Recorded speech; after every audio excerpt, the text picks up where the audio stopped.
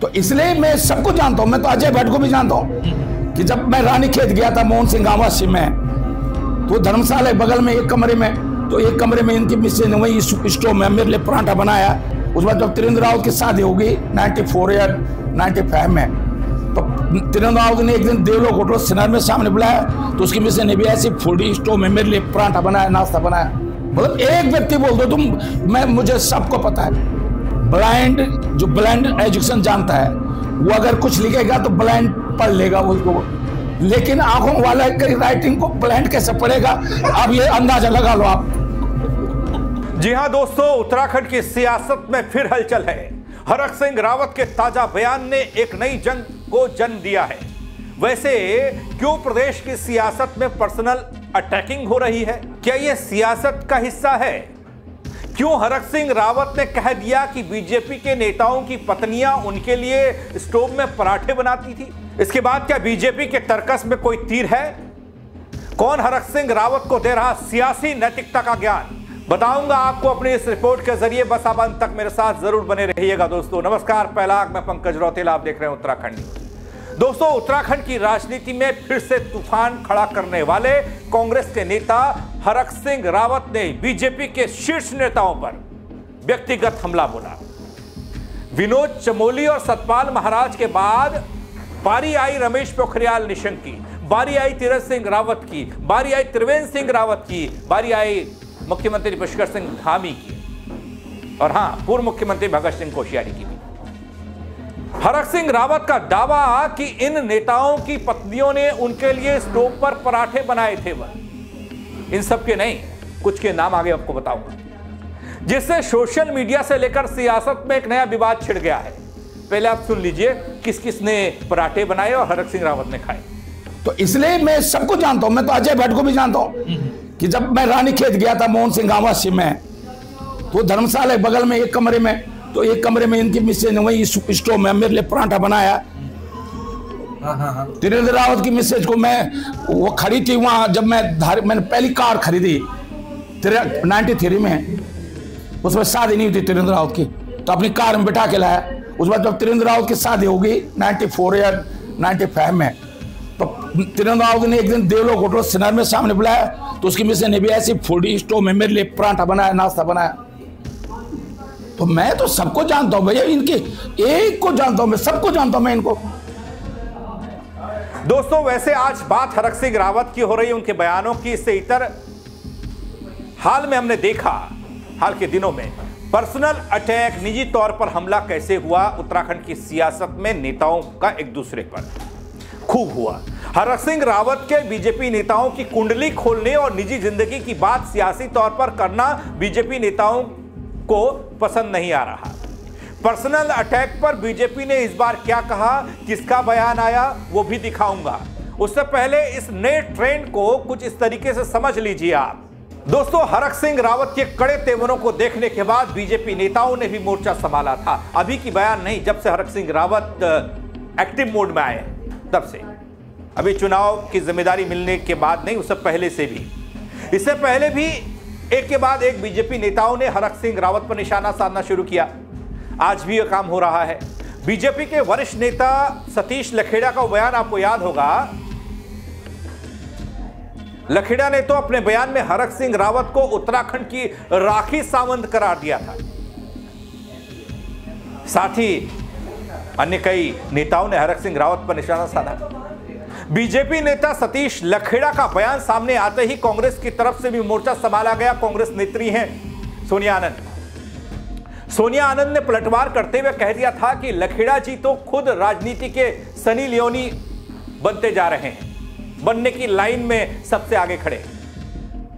मैं ये personal attack और निजी अटैक की बात कर रहा हूं कि कैसे कैसे संज्ञा दी जा रही है।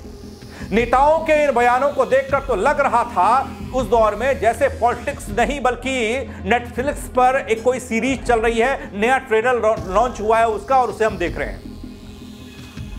सनी लियोनी का और राखी सावंत का जिक्र हुआ। लेकिन दोस्तों, अब जब हरक सिंह रावत ने कह दिया कि बीजेपी नेताओं की पत्नियां उनके लिए पराठे बनाती थी और वो खाते भी थे, इसको क्या नाम देंगे आप? ये आप पर छोड़ता हूं, कोई नाम दीजिएगा। घर घर की कहानी, घर की रसोई, घर की बहू, ये कौन सा सीरियल है, सीरीज है, आप बताइएगा। लेकिन बीजेपी की तरफ से विनोद चमोली से सवाल किया गया इस बाबत। उन्होंने हरक सिंह रावत को सिर्फ नैतिकता का पाठ पढ़ाया और कुछ नहीं बोला। वैसे यहां यह भी बता दूं कि हरक सिंह रावत ने विनोद चमोली को पुराने दिन याद दिलाए थे, पहले वाले दिन जब वो युवा रहे होंगे। दोनों वैसे एक ही उम्र के हैं, सियासत में भी दोनों का कद एक जैसा ही है। लेकिन आप सुनिए विनोद चमोली ने पहले क्या कहा, फिर वो बात करेंगे। पहली बात तो यह है कि देखिए, थोड़ा सा हमको राजनीतिक क्षेत्र में हम लोग हैं, बयान हम भी देते हैं लेकिन मर्यादित बयान देना चाहिए। और साथ में जो व्यक्तिगत संबंध है, भाई देखिए हम लोगों ने लंबे कालखंड में एक साथ काम किया है। हम तो एक ही पार्टी कार्यकर्ता थे, एक साथ हम लोगों ने काम किया। जब वो 91 में विधायक बने तो उस समय मैं तो 89 शुरू में सभासद हो गया था, 2 साल सभासद। तो हम लोग अच्छी दोस्ती है, मतलब हम उम्र भी हैं हम लोग। हम उम्र के साथ साथ हम मित्र भी हैं अच्छे खासे। मित्र के साथ साथ थोड़ा बहुत हम राह भी होंगे जब हम साथ साथ हम लोगों ने पार्टी के लिए काम खड़ा किया है, वो भी उसमें थे, भी उसमें। अब ये अलग बात है कि मैं पार्टी के साथ खड़ा रह गया, वो आते जाते रहे, अलग बात है। लेकिन मेरा सुझाव है, क्योंकि मेरे मित्र हैं, मित्र शुभचिंतक भी हैं, कि थोड़ा सा अपनी भाषा को परिमार्जित करें और बहुत ज़्यादा निहायत व्यक्तिगत मामलों को लेकर ज़्यादा वोकल ना हो, क्योंकि उससे उनकी छवि पर दुष्प्रभाव आ रहा है।